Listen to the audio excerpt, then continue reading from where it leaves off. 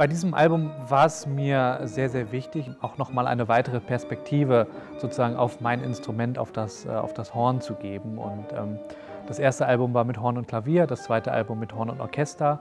Dann dachte ich mir, was kann dieses Instrument noch? Und das ist natürlich die Kammermusik, und in der Kammermusik ist es natürlich allen voran das Trio von Johannes Brahms.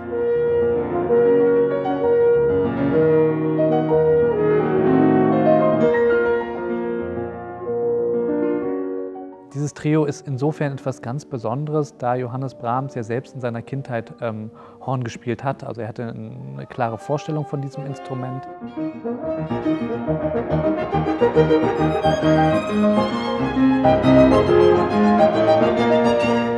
Wir haben uns dann überlegt, was könnte man machen, um diese Besetzung noch ein bisschen mehr zu durchleuchten. Was war vor Brahms noch, was ist davor komponiert worden und was ist auch noch danach komponiert worden.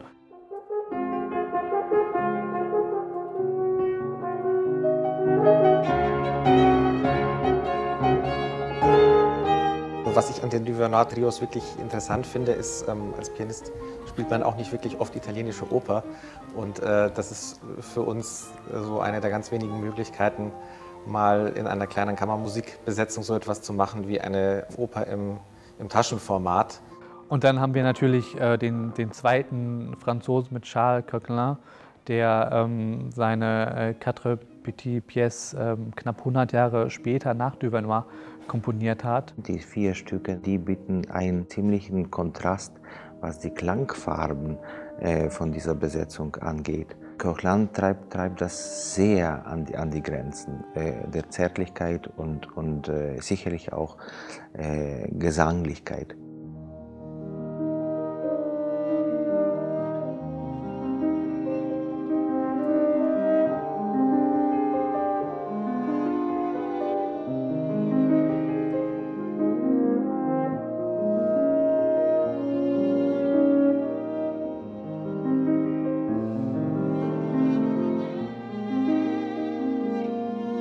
Robert Kahn ist ein Komponist, der sehr, sehr unbekannt ist und der sehr von Brahms beeinflusst war. Das merkt man sehr an seiner Musik, also die Art, dieses Horn mit seinen vielen Farben zu nutzen.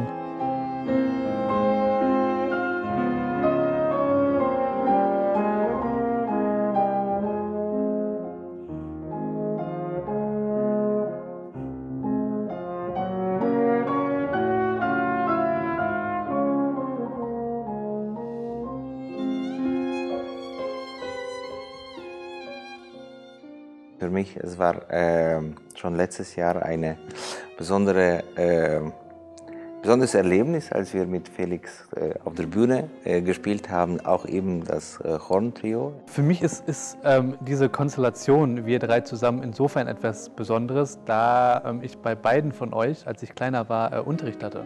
Ich freue mich, dass sich die Wege jetzt wieder gekreuzt haben. Eine spannende Reise.